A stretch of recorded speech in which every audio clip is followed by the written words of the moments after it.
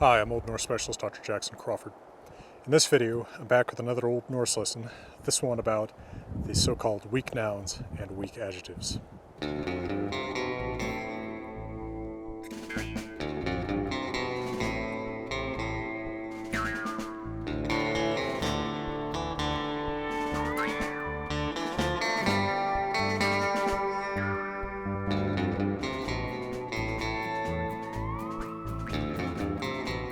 Now, as I've mentioned before, these strong and weak terms mean nothing in terms of what the verb, noun, or adjective actually means.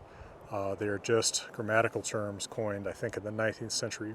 There's no corresponding term in Old Norse calling these strong or weak. In fact, if you have some lingering associations about this, keep in mind that Einherji, a warrior in Odin's hall, i.e. a man who has died and gone to Valhall, that is a weak masculine noun. So there's nothing weak about it in actual content. This is something I have to disabuse people of surprisingly often.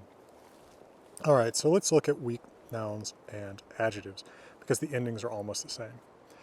There are weak masculine, feminine, and neuter nouns, and they are distinguished by ending in vowels, whereas most strong nouns end in a consonant. Now, the forms of nouns that we've learned so far are all strong. So your masculine nouns like elder, your feminine nouns like jord, your neuter nouns like vatten are strong. Now there's other kinds of strong nouns besides the ones we've looked at with those, but they're not as common as the basic types we've looked at so far. Weak nouns are fairly common, or in many cases it's more that there's a lot of weak nouns that are common, and then most nouns do still tend to be strong. So weak masculines end in the letter I in their nominative form. So to take a good example, let's look at bani, which means killer. This is related to English bane. So someone is someone's bani, someone's killer, someone's slayer. It's not quite as formal of a term in Old Norse. So weak nouns are less inflectionally complex than strong nouns. That's part of what makes them quote-unquote weak according to modern grammarians, or early modern grammarians. So with bani, you have in the accusative, genitive, and dative singular simply bana, bani, bana, bana, bana.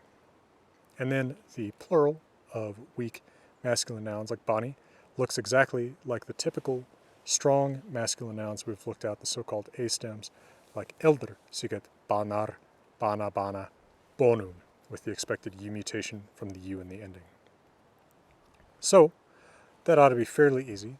If I give you another weak masculine noun, like timi, meaning time or hour, what would you expect that to be? Pause the video and see if you can get all the inflectional forms. Hopefully you were able to guess. These were timi, tima, tima, tima, timar, tima, tima, timu. So that's pretty much what your masculine weak nouns look like.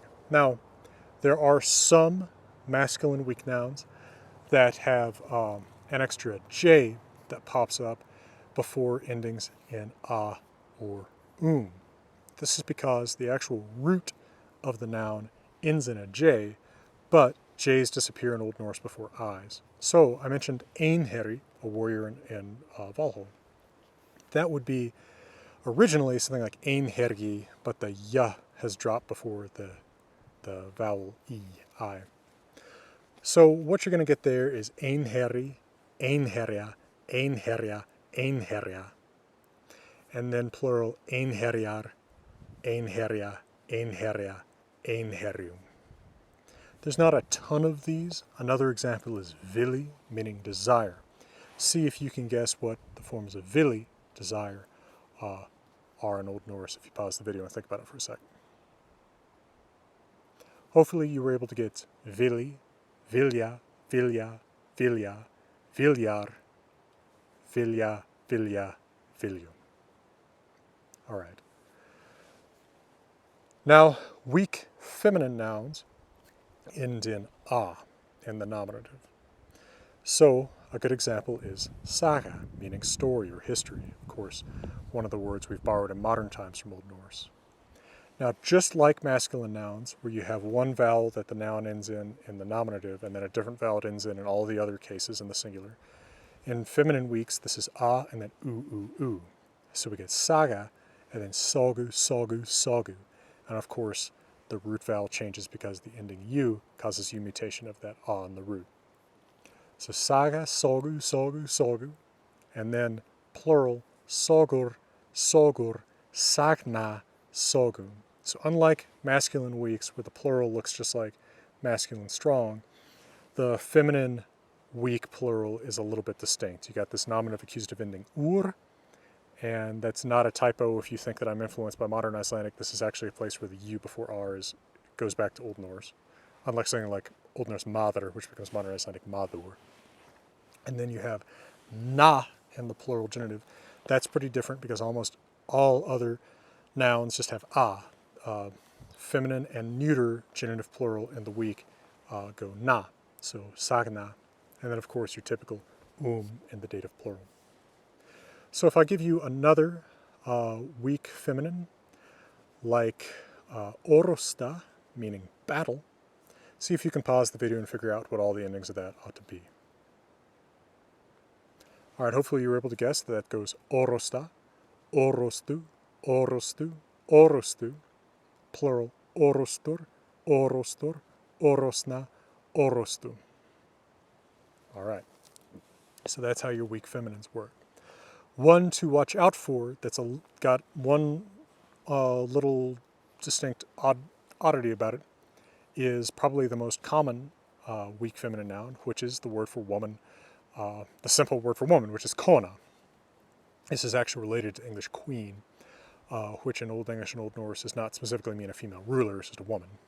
So kona means woman, and you've got the singular forms you'd expect, kona, konu, konu, konu, but then plural, konur, konur, kvenna, dative plural, konum. So the genitive plural maintains the old form of this root, kven, which of course looks a lot like English queen, which it, like I said, is related to. Interestingly, the way that kven becomes kon is by the same old sound change that something like quem became com, which is why coma is technically still a class 4 strong verb, even though it's got a vowel distinct from the other class 4 strong verbs like bera.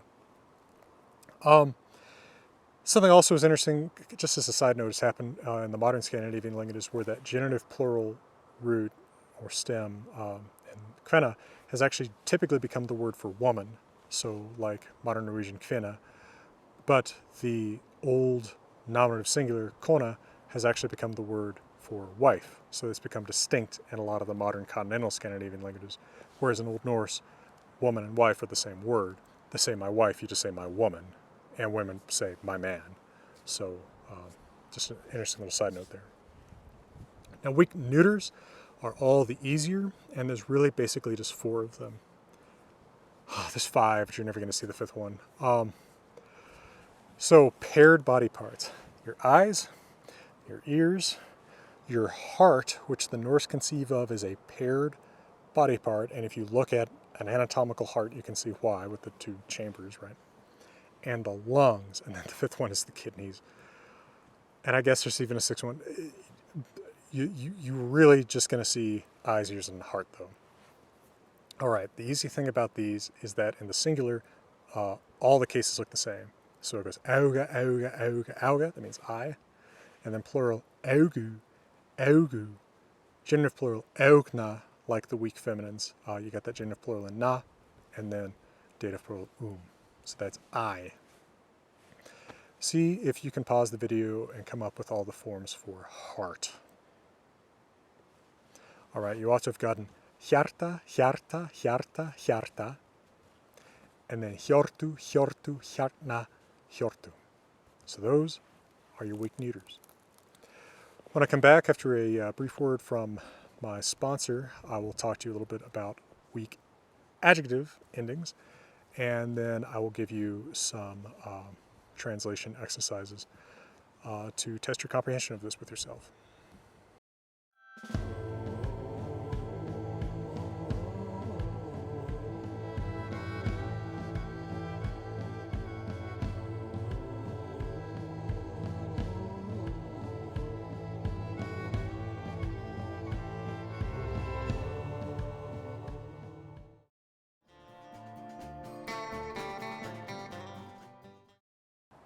All right, so weak adjectives have almost corresponding endings to the weak nouns of the same gender. Of course, an adjective doesn't have an inherent gender, it absorbs the gender of whatever noun it's being used to describe. So, just like with strong adjectives, what you've got to do is match the adjective endings to the case number and gender of the noun that it's describing. But of course, weak adjectives, as we briefly kind of reviewed in the strong adjectives video, are only used if the noun is specified.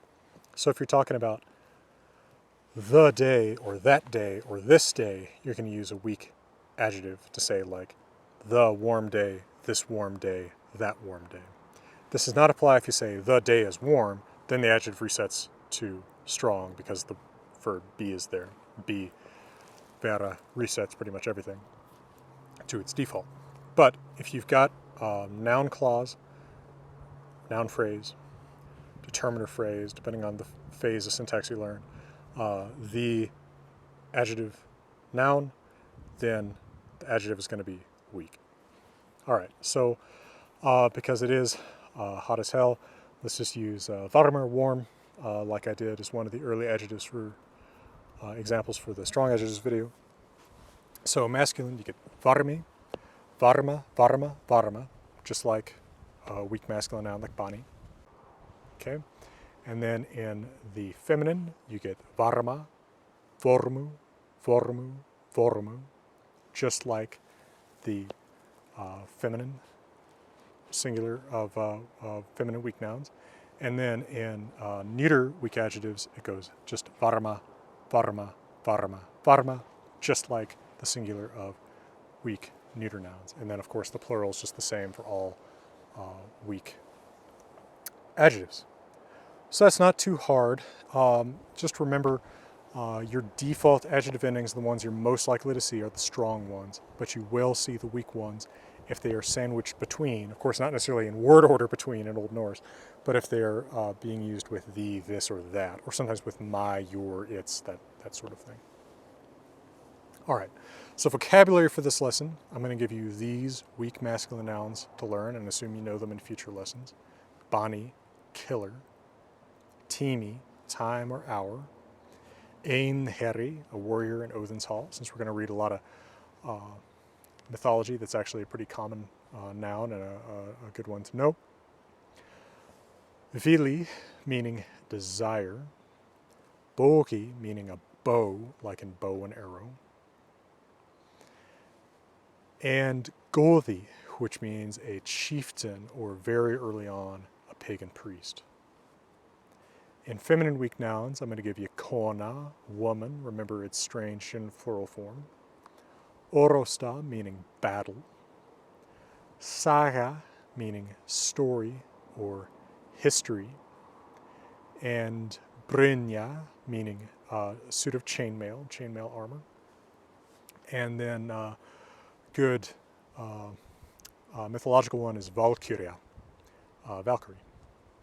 And then in weak neuter nouns, the ones you're really going to see, auga, eye, öra, ear, hjarta, heart. And then some names that follow these patterns. Loki is a weak masculine, and Hroya is a weak feminine name. All right. Oh, and actually, let me throw on one more thing. Sometimes you will see labeled as weak feminines some feminine nouns that end in I. These aren't super closely related to the weak feminines that are more common, the ones that end in that we've just discussed. But they are out there, and they are always abstract concepts formed from an adjective. So for instance, you have gleði, meaning gladness, happiness. That's formed from the adjective gladar. So what you've got is you've got the adjective root, knock off the adjective ending, add this I, and then I umlaut the root. So gladar becomes gleði. Reiði means anger. It's from the adjective reiður, angry. Speki means wisdom. It's from the adjective spakar, wise. And fröði means learning, knowledge. It's from the adjective fróður, learned, knowledgeable, or wise. I mean, all these intellectual adjectives kind of go together. So learn those and the adjectives associated with them. Gladar, reiður, spakar, fróður, and the nouns gleði, reiði, speki, fröði. And remember, they're extremely complicated inflection. They end in I in all their forms. So it's gleði, gleði, gleði, gleði, and there's no plural because it's an abstract concept. Some of the few abstract concepts Old Norse is really equipped to discuss are these sort of emotional abstract concepts like this formed from these adjectives. So there you've got a pretty good vocabulary assignment. You've got the weak noun and adjective endings to learn, and now, as usual, I'll have you pause to go through some slides where you can kind of test your knowledge of this stuff. Folks, I'm glad you're following along with this series, and from beautiful, although smoky and too hot Colorado, I'm wishing you all the best.